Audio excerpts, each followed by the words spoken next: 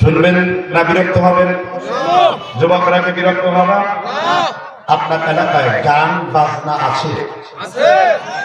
বেশি না কম? মুহাম্মদ সাল্লাল্লাহু আলাইহি ওয়াসাল্লাম বলেন, যে যুবক বাদ্যযন্ত্র মিশ্রিত গান শুনবে সেই যুবক হলো শুয়োর। যে যুবতী বাদ্যযন্ত্র মিশ্রিত গান শুনবে সেই যুবতী হলো সুকর্মী, সেই বুড়ো হলো বুড়ো শুয়োর। যে যুবক বয়সে গান শুনবে সেই হলো বাঁদর, আর যুবতী হলে সে বাঁদর, আর বুড়ো হলে বুড়ো বাঁদর। বলেছেন মুহাম্মদ। এতক্ষণ পর্যন্ত খুব পাওয়া হুজুর বলে কি, কিন্তু যে আমার নবীর নাম নিয়েছি, আর আওয়াজ আছে? আর আওয়াজ আছে? আমার নবীর নাম আল্লাহ কোন কোন জায়গায় পৌঁছেছেন? জিবরিল আলাইহিস সালাম রাসূলকে উঁচু করে ধরলেন, হে মুহাম্মদ, আপনার চোখ যত দূর যাবে তত দূর ইসলাম পৌঁছবে। রাসূলের চোখ আপনার এলাকায় এসে পৌঁছেছে, ইসলাম পৌঁছেছে। ইবনে মাজাহ হাদিস 4092 নাম্বার। জিবরিল রাসূলকে উঁচু করে ধরলেন, হে রাসূল, আল্লাহ সিদ্ধান্ত নিয়েছেন আপনার চোখ যত দূর যাবে ইসলাম তত দূর পর্যন্ত পৌঁছে যাবে।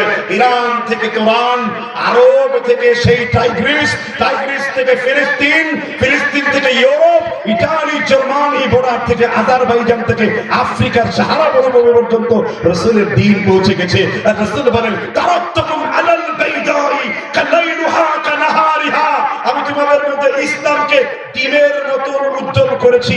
ডিম রাতের বেলাতে উজ্জ্বল, ডিম দিনের বেলাতে উজ্জ্বল। সুবহানাল্লাহ। আরে হাবিবুল্লাহ দেখে ইকবাল একটা কবিতা বানায় দিয়েছে, বলবো কবিতাটা?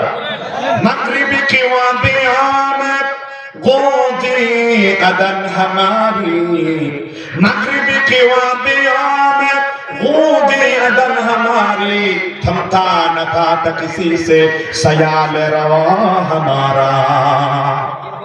মুহাম্মদ সাল্লাল্লাহু আলাইহি ওয়াসাল্লাম ইসলামের আলোকে মক্কা থেকে একেবারে মক্কার নূর গোটা পৃথিবীকে ভাসিয়ে নিয়ে গেছে। পৃথিবীতে তোমরা শ্রীকৃষ্ণ বলো, রামায়ণ বলো, তিস্তা বলো, বিস্তা বলো, তোমার নবী ঈসার নাম বলো, আমার নবীর নাম 1440 মিনিট বার উচ্চারণ হয়। কোথাও ফজর, কোথাও জোহর, কোথাও আসর, সূর্য কোথাও এখন রাত, আবার আমেরিকাতে দিন। সুবহানাল্লাহ। এমন ব্যক্তিটিকে পাবেন যেই ব্যক্তির নামে এখনো পর্যন্ত আপনার নেতাকে মেরে ফেলা হয়, একটা লোকও মাঠে আসে না। ঠিক না? ঠিক।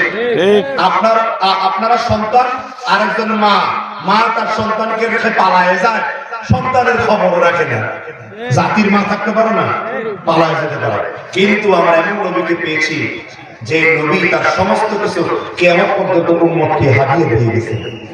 নবীজি যখন মৃত্যু সজ্জায়, আনাস বিন মালিক বলেন, ওয়াকাতুল মুসহাফ, এই কোরআনের পৃষ্ঠাগুলো যখন চকচক করছিল, রাসূলের পুরো চেহারাটা শুভ্র হচ্ছিল।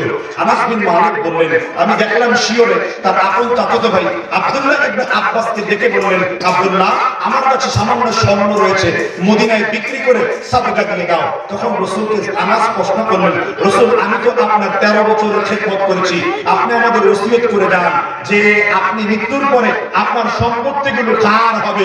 রাসূল বলেন, আনাস, নবীদের দুনিয়ায় কোনো সম্পত্তি থাকে না, নবীদের সম্পত্তি আমি রাসূল কিয়ামত পর্যন্ত যত উম্মত আসবে আমি রাসূল আমার সম্পত্তিগুলো তাদের মধ্যে বন্টন করে দিয়েছি, কারণ আমি তোমাদের মধ্যে কাসেম।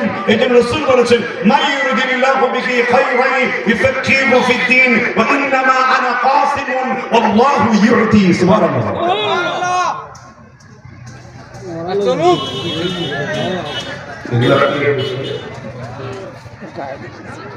এখানে আমি যে কাজটা লিখছি, আমি কাজে অভ্যস্ত না, এই কাজটুকুর জন্য আমি অভ্যস্ত না, আমি হালকা কিছু তো বলতে যাবো, এগুলো আমি কোনো মাফি রাখি না, আমি প্রোগ্রামে রাখি দিয়েছি।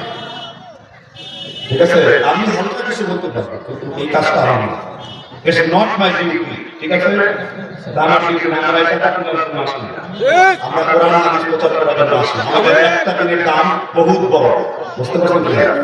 এই ডিউটিটা যে পারে তাকে দিয়ে করা হবে, তবে আমি আপনাদের উদ্দেশ্যে সামান্য 5 মিনিটের কথা বলবো। ঠিক আছে, কিন্তু চিঠি ধরে দিয়েছে এখানে করে যাবে, ওয়াজ তাওরা সামনে দেখাবো, এরপরে আবার শুরু করবো। আপনারা কিসের উদ্দেশ্যে মাহফিল করতেছেন?